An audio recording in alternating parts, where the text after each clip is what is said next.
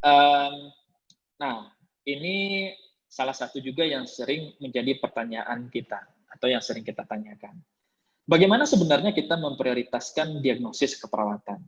Sebenarnya kalau dilihat dari pertanyaannya sangat simpel, sangat gampang untuk dijawab.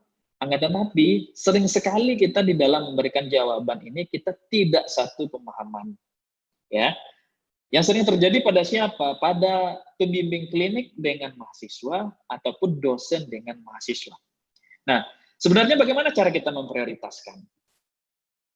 Yang pertama yang bisa kita jadikan dasar, itu berdasarkan kebutuhan dasar. Atau mungkin teman-teman sering menggunakan hierarki Maslow, yang menyatakan bahwa kebutuhan fisiologis itu berada pada level awal, level dasar. Ya, ketika misalnya kebutuhan fisiologis itu sudah terpenuhi, baru aktualisasi yang paling tinggi, itulah yang akan kita penuhi berikutnya, atau paling akhir. Nah, teman-teman juga bisa memprioritaskan masalah keperawatan berdasarkan hierarki ini. Kemudian yang berikutnya, teman-teman juga bisa memprioritaskan masalah keperawatan itu dari mengancamnya diagnosis. Ya, sebagai contoh, ada diagnosis risiko aspirasi, ada diagnosis satu lagi adalah defisit pengetahuan misalnya. Kalau teman-teman berpikir diagnosis aktual itu selalu lebih prioritas daripada diagnosis risiko, itu tidaklah tepat. Contohnya ini, risiko aspirasi itu jauh lebih prioritas dibandingkan defisit pengetahuan. Kenapa? Karena risiko aspirasi akan mengancam kehidupan, lebih mengancam kehidupan dibandingkan dengan diagnosis defisit pengetahuan. Walaupun diagnosis defisit pengetahuan ini dia merupakan diagnosis aktual.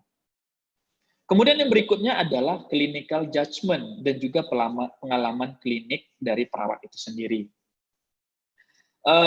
Kita tahu bahwa di dalam jenjang karir perawat itu kita memprioritaskan pengalaman klinis.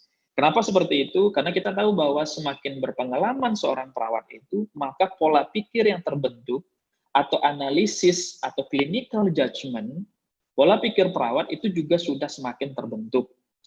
Nah, sehingga apa? Ketika misalnya kita merawat pasien yang sudah biasa kita rawat, itu kita bisa langsung berpikir, ini masalah pasiennya apa? Dengan pandangan gejala yang seperti ini masalah pasiennya ini. Mana yang lebih mengancam, mana yang harus saya selesaikan pertama. Nah, itu bisa menjadi dasar di dalam kita memprioritaskan diagnosis keperawatan. Nah, yang perlu saya sampaikan lagi adalah, walaupun kita ketemu diagnosis keperawatannya 7, bukan berarti kita menuliskan dia hanya 3. Tuliskan 7-7-nya.